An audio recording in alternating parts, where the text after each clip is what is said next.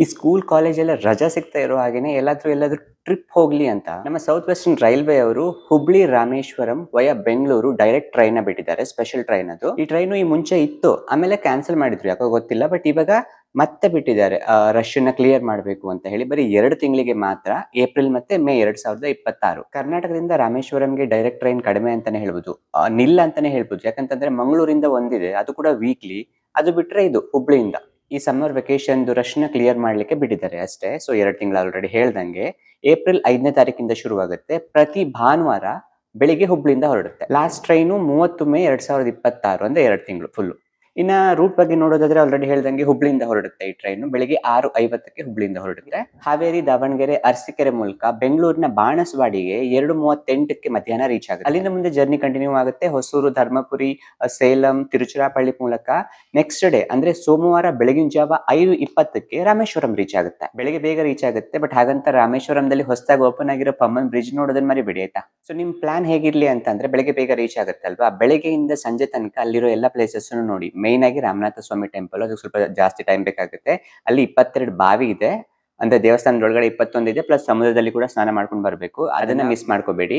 ಧನುಷ್ಕೋಡಿನ miss ಮಾಡ್ಕೋಬೇಡಿ, ಅಲ್ಲಿಂದಾನೆ ಶ್ರೀರಾಮ ಸೇತುವೆನ ಕಟ್ಟಿದ್ದು. ಹಾಗೆ ತುಂಬಾ ದೇವಸ್ಥಾನಗಳಿವೆ ಅಲ್ಲಿ ಸಣ್ಣ ಪುಟ್ಟದ್ದು ಅಂತ ಹೇಳ್ಬಿಟ್ಟು, ಅದನ್ನೆಲ್ಲ ಕವರ್ ಮಾಡ್ಕೊಂಡು ರಾತ್ರಿ ತನಕ ಕವರ್ ಮಾಡಿ. ಯಾಕಂತಂದ್ರೆ ಇದೇ ಟ್ರೈನ್ 8 ಗಂಟೆಗೆ ರಾಮೇಶ್ವರಂದಿಂದ ವಾಪಸ್ ರಿಟರ್ನ್ ಬರುತ್ತೆ.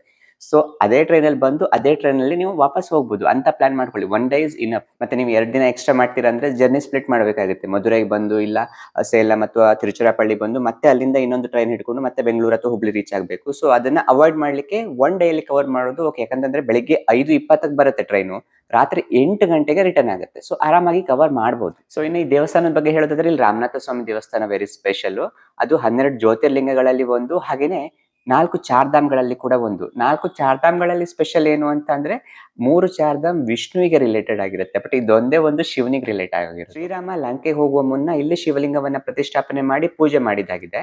ಹಾಗೆ ಇಲ್ಲಿ ಸ್ಫಟಿಕಲಿಂಗ ಕೂಡ ಇದೆ, ಬೆಳಿಗ್ಗೆ ಬೇಗ ಸ್ಫಟಿಕಲಿಂಗ ದರ್ಶನ ಕೂಡ ಮಾಡಬಹುದು. ಸೊ ಅದೇ ಟ್ರೈನ್ ಅಲ್ಲಿ ಸೋಮವಾರ ರಾತ್ರಿ 8 ಗಂಟೆಗೆ ರಿಟರ್ನ್ ಆದ್ರೆ, ಮಂಗಳವಾರ ಬೆಳಗಿನ ಜಾವ 10 ಗಂಟೆಗೆಲ್ಲ ನೀವು ಬೆಂಗಳೂರು ರೀಚ್ ಆಗ್ತೀರಾ. ಹಾಗೆ ಸಂಜೆ 8 ಗಂಟೆಗೆಲ್ಲ ಹುಬ್ಳಿ ರೀಚ್ ಆಗ್ತೀರಾ. ಇನ್ನು ಟಿಕೆಟ್ ಕಾಸ್ಟ್ ಬಗ್ಗೆ ನೋಡೋದಾದ್ರೆ, ಹುಬ್ಳಿಯಿಂದ ರಾಮೇಶ್ವರಂಗೆ ಸ್ಲೀಪರ್ ಕ್ಲಾಸ್ ಆದ್ರೆ 710 ರೂಪಾಯಿ, 3 ಟೈರ್ ಎಸಿ ಆದ್ರೆ 1805 ರೂಪಾಯಿ, 2 ಟೈರ್ ಎಸಿ ಆದ್ರೆ 2465 ರೂಪಾಯಿ, ಹಾಗೆ ಫಸ್ಟ್ ಟೈರ್ ಎಸಿ 3845 ರೂಪಾಯಿ.